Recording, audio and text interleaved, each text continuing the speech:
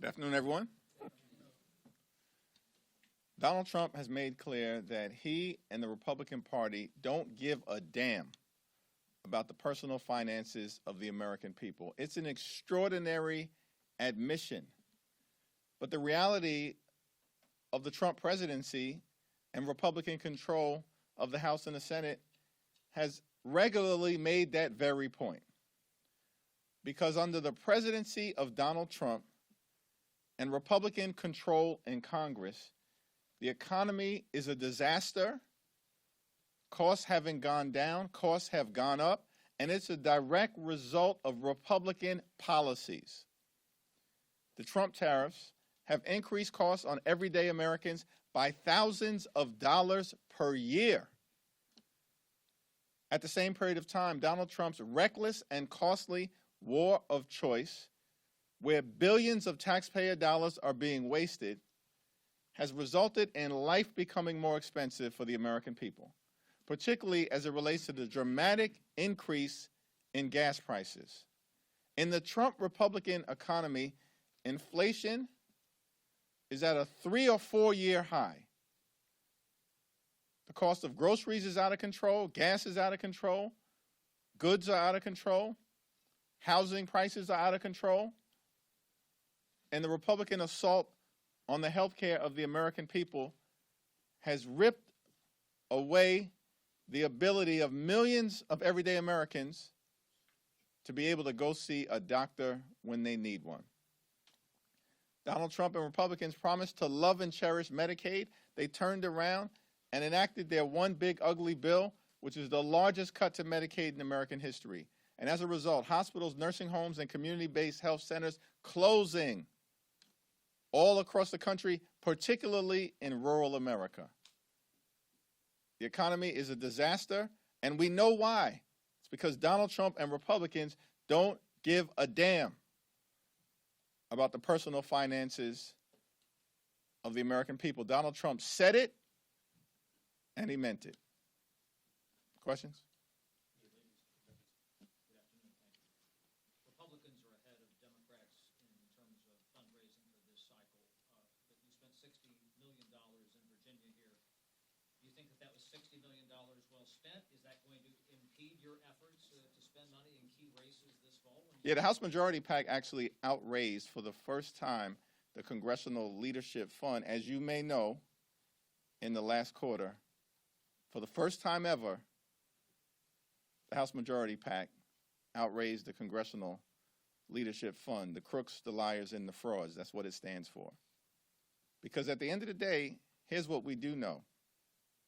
Republicans have concluded that they need to cheat to win. That's what they're celebrating? Is that what you're elevating right now?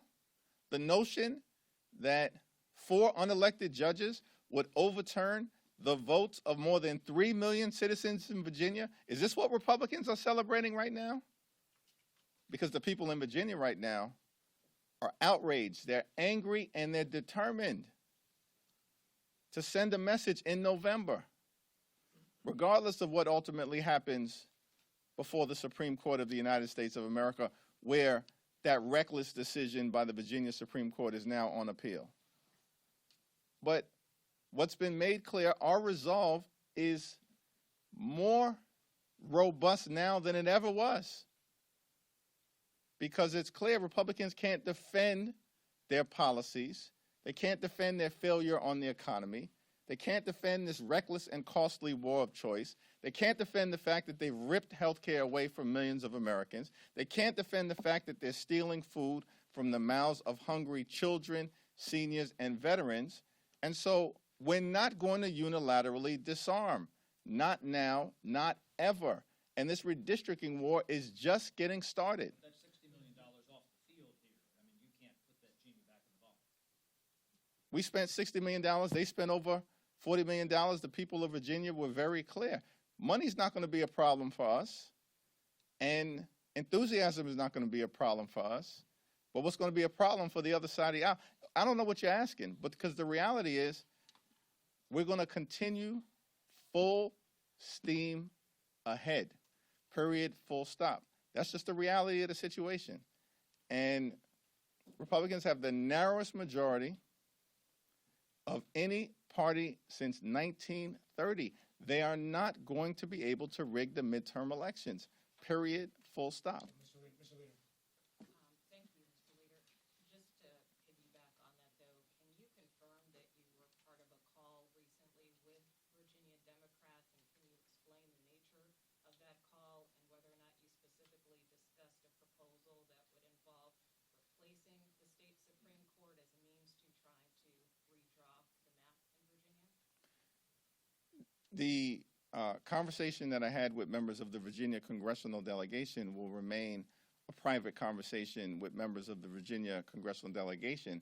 But the consensus on the call was we're going to win 2 or 3 seats, regardless of whether the current Virginia Supreme Court decision holds, which was a disgusting decision to invalidate the votes and the voices of more than 3 million people in Virginia. How desperate are these MAGA extremists? Because they know they're going down in flames electorally in November. They know it. And that's why they're behaving in such a desperate fashion. So we are going to proceed. We'll see what happens with the Supreme Court appeal that was filed by the Virginia Attorney General. It's not as if we have great faith in the fairness of the United States Supreme Court, but we'll let the process play itself out. We're operating under the assumption that the map is what the map is right now in advance of 2026. It may change in advance of 2028, but we're winning Virginia 1, and we're winning Virginia 2, and we have a shot to flip those other 2 seats under this current map. And that's what we're resolved to do. You ultimately lost this. You take personal Who lost? You lost in the Who lost? Supreme Court. Did the voters lose? Democrats did. You're Did the voters lose? You take personal responsibility for investing so much time and resources, tens of millions of dollars, in ultimately fruitless effort. We did the right thing, and this effort is not over. It's just getting started. And by the way, come back to me on November 4th when Democrats have taken back control of the House of Representatives. That's ultimately going to be, what matters. What do the American people, we are going to win the House of Representatives. I'm telling you that right now. I've been telling you that from the very beginning. And by the way, what math are people focused on when they think about the electoral environment that we're in? When Democrats took the House back in 2018, and at minimum we're in a 2018 environment. When Democrats took the House back, we had to flip 24 seats in 2018. 24 seats, which people said was impossible to do. We didn't just flip 24 seats in 2018, we flipped 40. And of those 40 seats, 31 were in districts that Donald Trump had just won. In this particular instance, we started out this Congress needing to flip 3. When it's all said and done, Republicans at best will add a handful of gerrymandered seats to that total when it's all said and done. So I think what that means is that we just have to flip a fraction of the seats that we flipped in 2018. A fraction of the seats that we flipped in 2018, and we're in the majority.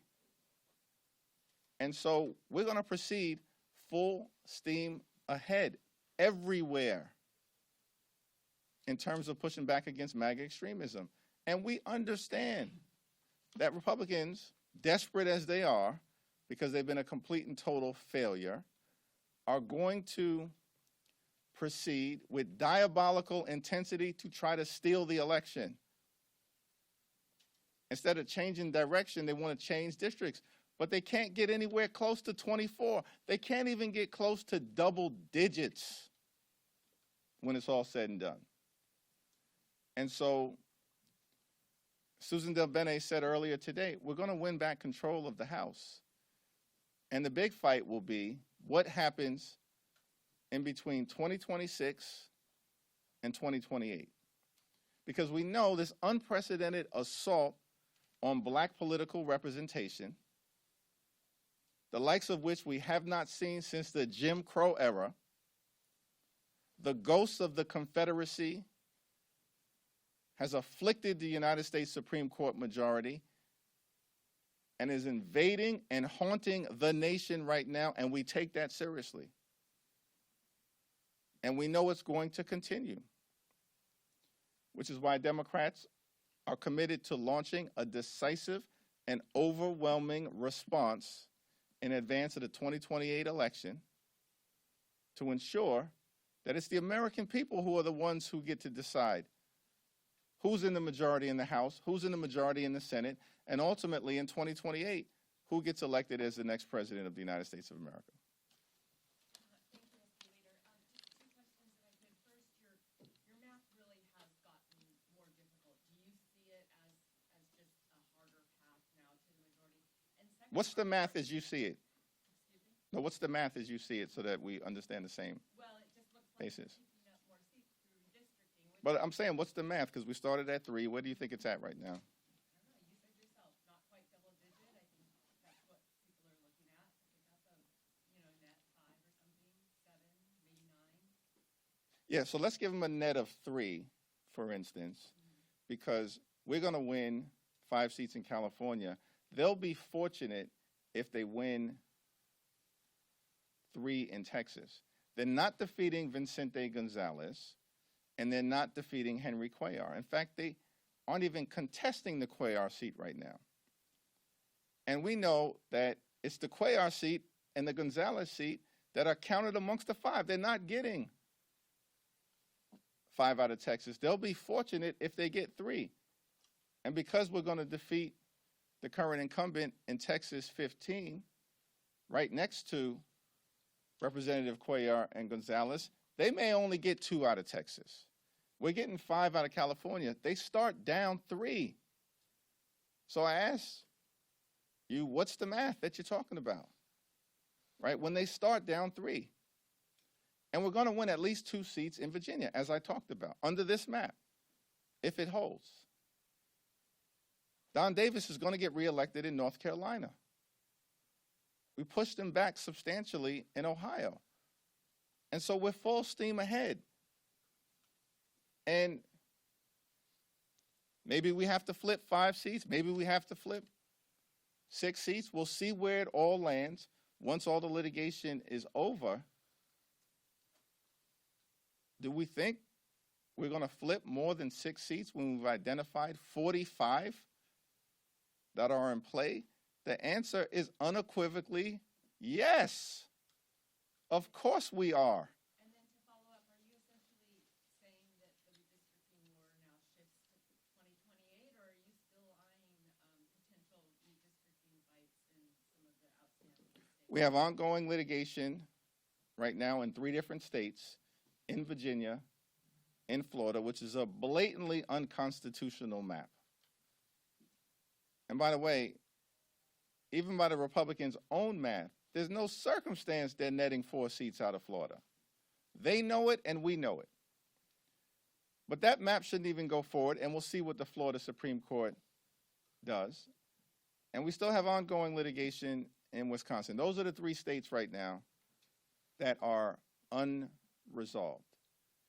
And then, of course, led by the Congressional Black Caucus and our nation's civil rights groups, we're tracking what's happening in the Deep South, which is an all-out assault on black political representation. It's disgusting. And Republicans are doing it openly, in plain sight, targeting African-American communities. This is who they are. They're not even pretending to try to solve problems on behalf of the American people, because we know they're actively hurting the American people. So what I am saying is, we're winning control of the House of Representatives. That's the reality of the situation. With Donald Trump on the ballot, we won 215 seats. What do you think is going to happen with him not on the ballot and having been a complete and total failure? So the challenge that is in front of us is ensuring that there is a decisive and overwhelming response in advance of 2028. Because the Republican efforts to gerrymander the national congressional map is not going to end, because this is all they know how to do. It's the only reason they're in the majority right now, as a matter of fact, because of what happened in North Carolina. And so, I've been very publicly clear about the fact that in advance of 2028, where we will have additional states that will come online, including but not limited to New York, New Jersey, Colorado, Washington, Oregon, Illinois, and Maryland. That's at least 7 states where we will be able to unleash a decisive and forceful response to what they are doing in the Deep South. And I'm telling you right now, we will.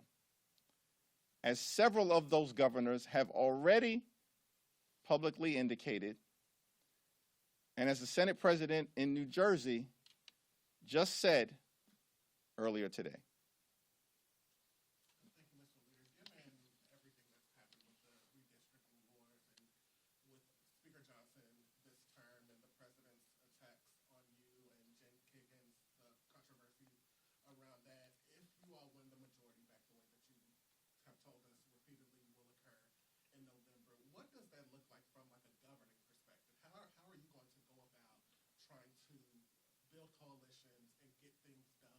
Are you going to you criticize Republicans for your words, my way or the highway approach? Is that an approach that you think will work with the Democratic majority, or will you try to build bridges, build coalitions? Will that be possible given all of the acrimony that's occurred during this Congress between your side and the Republicans? Yeah, our commitment is to work on the issues that matter for the American people, beginning with driving down the high cost of living. Life is too expensive. Democrats actually give a damn about the personal expenses of the American people. And clearly, Republicans could care less about the financial circumstances of the American people, as Donald Trump just said. And so we're going to relentlessly focus on making life better for everyday Americans, driving down the high cost of living, and of course, fixing our broken healthcare system so that everyday Americans can actually afford to go see a doctor when they need one. We need to take down the price of gas and groceries and goods, and we will launch an all-out frontal assault on this broken economy, because Donald Trump and Republican policies have been a complete and total failure. At the same period of time, what is clear, based on the fact that Republicans have so clearly chosen a strategy of needing to cheat to win, and that can't be normalized. We're not going to let it be normalized. That's nothing to celebrate. That they may get themselves a handful of additional seats to take them from a 3-seat majority to a 6-seat majority. That's nothing to celebrate, and it's not going to immunize them from their failures. That should be clear. Certainly not in an environment where in 2018 we flipped 40 seats. But what is clear to me is that in addition to focusing on the economy, focusing on making life better for the American people, and focusing on driving down the high cost of living, we need massive electoral reform, massive campaign finance reform, and massive judicial reform. And that will also be an important part of what we'll need to do as Democrats in the majority on behalf of the American people in the next Congress. So those are pursuits that you think Democrats will pursue alone, or do you think that you can work together with the other side on that? Like, that's kind of what I'm trying to do. These are pursuits that need to be undertaken on behalf of the American people, and if there are a handful of Republicans who want to join us and do the right thing for the people that we represent collectively throughout this country, then we'll welcome that bipartisan support. We've been able to push issue after issue after issue in this Congress, in the minority, governing as if we're in the majority. We just hit 218 on another discharge petition. That makes 6 in this Congress on issues that vary from immigration to the economy to healthcare to foreign policy to pushing back against the ongoing cover-up by the Trump administration with respect to Jeffrey Epstein. We've repeatedly defeated Republicans legislatively while serving in the minority. What do you think we're going to be able to do when we're in the majority? On Louisiana, Governor Landry said that up to thousands of ballots will be discarded. This morning, Speaker Johnson argued having a constitutional map outweighs those ballots that have already been distributed.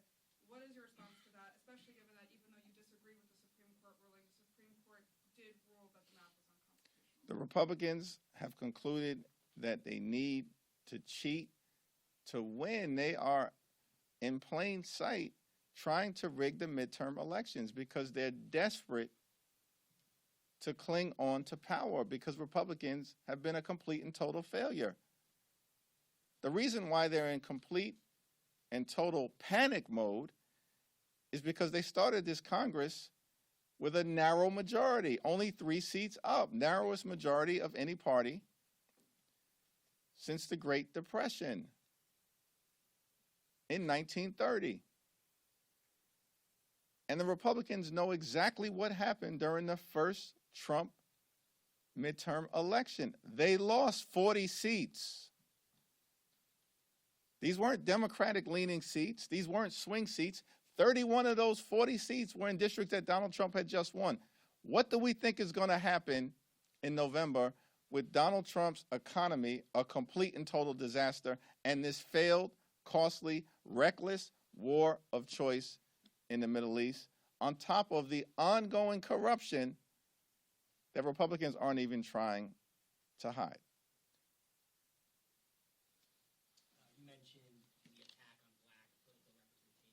Can you reflect on this moment and what it means to the Congressional Black Caucus and the potential loss of institutional knowledge from some of the members who've been here a long time who may redistricted out of those seats? Yeah, by our count at this point, Republicans have already targeted 6 congressional districts represented by African Americans. Their behavior speaks for itself. They are engineering, as a result of an unprecedented Supreme Court decision, a return to Jim Crow-like segregation tactics in the Deep South. And if they could spread this cancer and poison across America, they would do that as well. We're not going to allow it, and we're going to forcefully push back against what's happening in the Deep South. The Congressional Black Caucus will continue to lead the effort moving forward. I'm proud to be a member of the Congressional Black Caucus, and we're going to stand with the black community in the South and across the country every step of the way. People are outraged at what has taken place. This is an assault on free and fair elections, an assault on racial progress in America, and an assault on black representation and the ability of African Americans to actually simply elect the candidate of their choice. We will beat the far-right extremists. We're going to win in November, and then we're going to crush their souls as it relates to the extremism that they're trying to unleash on the American people. Thank you. Support journalism you trust. Support PBS News. Donate now, or even better, start a monthly contribution today.